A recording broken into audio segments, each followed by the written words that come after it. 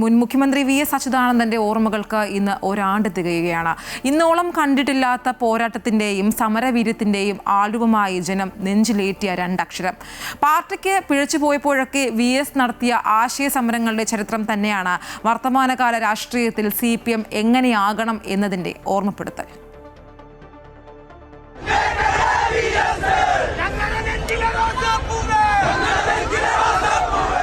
കമ്മ്യൂണിസത്തിന്റെ classical കാലത്തിന് ശേഷവും പ്രത്യയശാസ്ത്രത്തെ മുറുകെ പിടിച്ച് നടന്നു നീങ്ങിയ വി.എസ്. എന്ന ഒറ്റയാൻ എന്നും കേരള രാഷ്ട്രീയത്തിലെ വിസ്മയമായിരുന്നു.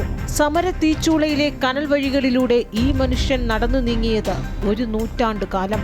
പ്രകൃതിക്കും പരിസ്ഥിതിക്കും പ്രസ്ഥാനത്തിനും വേണ്ടി അവസാന ശ്വാസം വരെയും പൊരുതിയ നേതാവ്.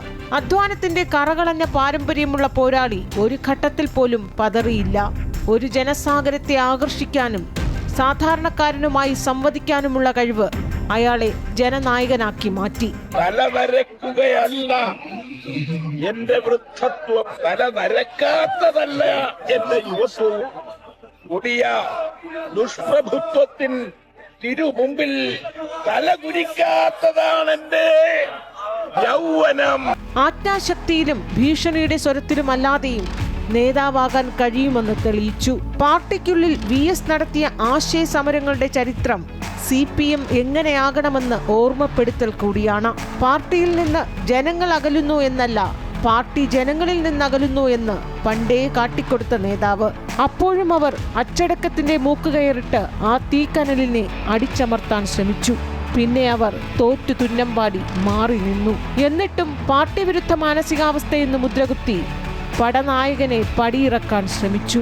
ഏതാനും പേർ തീരുമാനിക്കുന്ന നിലപാടുകൾ പാർട്ടിയുടെ ശരികളായി മാറുമ്പോൾ അതിനെ തിരുത്താനുള്ള ചങ്കുറപ്പ് പാർട്ടിയിൽ ഇന്നോളം പിന്നെ കണ്ടതുമില്ല. 10 വർഷത്തെ തുടർഭരണത്തിനൊടുവിൽ പ്രസ്ഥാനം എന്ത് നേടിയെന്ന് നട്ടെല്ലുയർത്തി ചോദിക്കാൻ കെൽപ്പുള്ള ഒരു നേതാവും ഉയർത്തെഴുന്നേറ്റിട്ടുമില്ല. വി.എസ്. ആയിരുന്നു ശരിയെന്ന് കാട്ടിക്കൊടുക്കാൻ ജനമന്ന് തെരുവിലിറങ്ങിയപ്പോൾ തോറ്റുപോയ പ്രസ്ഥാനം പിന്നെയും തോൽവികൾ ഏറ്റുവാങ്ങിക്കൊണ്ടേയിരിക്കുന്നു. തിരുത്താൻ തയ്യാറാകാത്ത പാർട്ടിയെ ഒടുവിൽ ജനം ഒറ്റ മനസ്സോടെ മുന്നിട്ടിറങ്ങി തിരുത്തിച്ചു. ചെങ്കോട്ടകൾ നെടുകെ പിളർന്ന കൊടുങ്കാറ്റിൽ തകർന്നടിഞ്ഞ് ചരിത്രത്തിലെ ഏറ്റവും വലിയ തോൽവി ഏറ്റുവാങ്ങി തല ഉയർത്താനാകാതെ നിൽക്കുന്നു.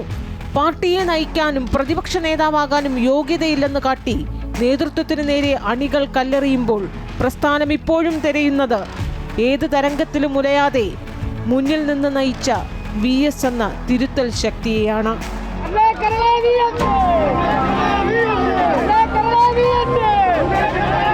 ആൻഫിലി ഡിസൂസ, അമൃത ന്യൂസ്.